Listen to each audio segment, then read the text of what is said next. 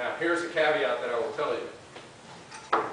This, at this point in time, and just prior to that, how many pastors did we have? We had 3 pastors and 2 vicars. And they weren't all paid out of this account, but I'm just giving you a level of effort associated with what we had as a congregation. And as things dropped off, obviously people have left us.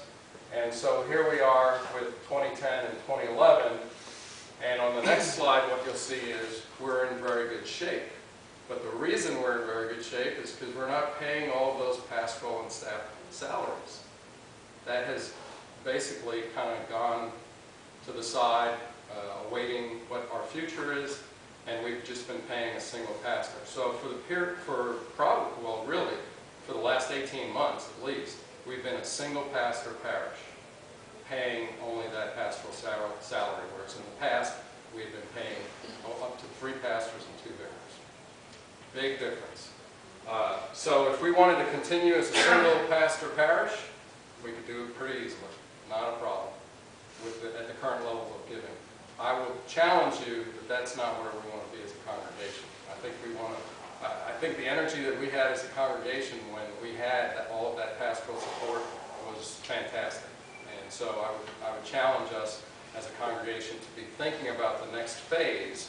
And I will tell you that our primary candidate has already been thinking about that and provided us his thoughts on additional staffing. So it's in the future, and as a congregation, we're going to have to kind of regrow. We're going to have to start anew in terms of that.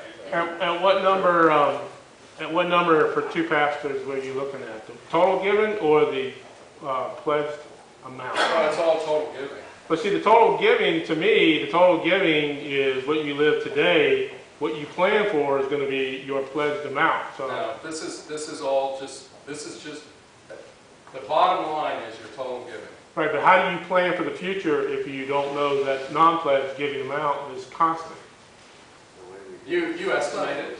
You estimate this. We've done it for... Yeah, I mean, that's how we've always done it. Now, I will tell you that we obviously have, look, we don't know what people are going to pledge. I have no idea. You run a campaign, you try to bring the spirit up, and you try to communicate to the congregation the hopes, the dreams, and you know what? They're going to give what they're going to give. I can't do anything about that. So I don't know so what do? How do you make this better?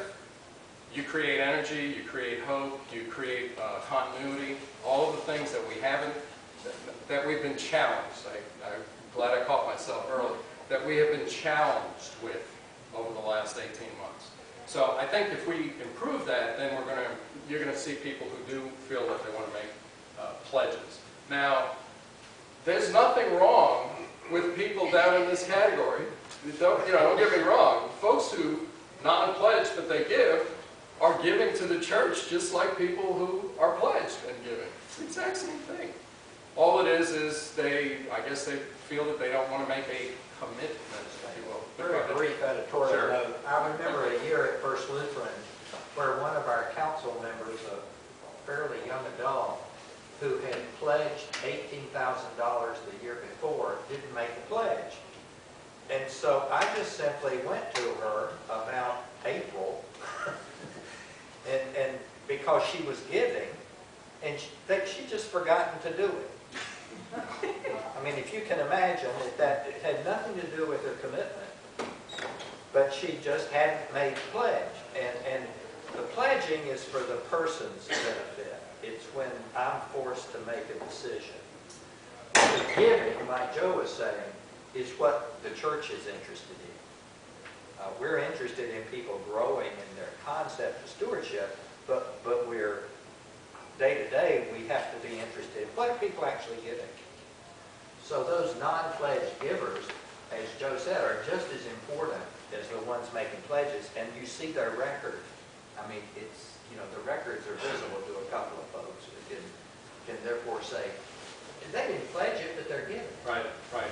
And that's why I mentioned there is a shift, which obviously is a product of the type of transition that we've had, there is this shift between pledging and non-pledging. Kelly? Well, I think we talked about the type of transition, but I think just to throw it out there, and everybody knows this, but maybe isn't thinking about it, is that, you know, there are a lot of people in our congregation right now who don't know what the year is going to bring because of the economy. Right. So maybe they couldn't make a pledge because they have to go from month to month and make a decision. Or maybe they didn't want to make a pledge and then disappoint. Right. There are those Exactly. folks too. That works on you. You don't want to commit something when you don't think you can follow through, and therefore there's that transition in terms of commitment. So it's not as cut and dry, but I want to highlight that to you, that there is that shift, but there is a bottom line, and I think the bottom line is still very healthy in terms of the congregation.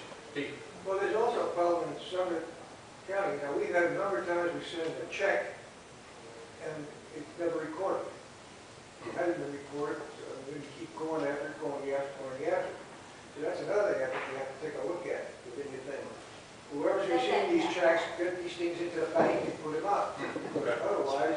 Well, Rick's here, and we're not going to, let's not dive too deep on that, but that's noted. Because I have two more slides I want to get to. George, real quick. Well, is there a synod or a church rule of thumb of how many pastors you really need to serve certain? There is, but it depends on the pastor too. So each pastor will determine the kind of staffing that he feels he needs based on the gifts that he or she has. Pastor Stowe always looked at us in terms of being a 2 to 3 pastor parish, because he wanted a high touch.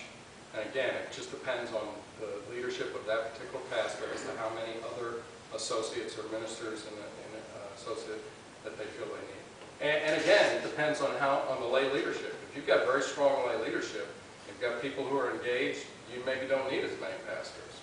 So there's this balance that has to occur, and it really is a pastorally driven, a senior pastor driven thing. And it also doesn't have to necessarily be all pastoral leadership. There's other pastors, lay